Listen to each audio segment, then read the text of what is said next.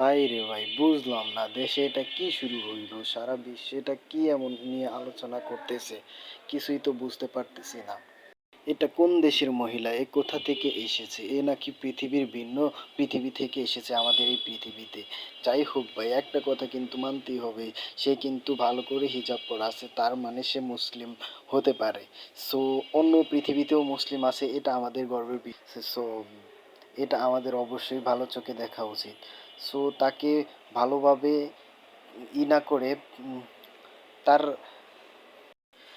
তার উপযুক্ত প্রমাণ সব কিছু বের করে তারপর তাকে একটা ভালো জায়গায় পৌঁছানো হোক, এটাই আমাদের সবার দাবি। কেননা সে যেখান থেকেই এসেছে তার কোনো হদিশ পাওয়া যায়নি।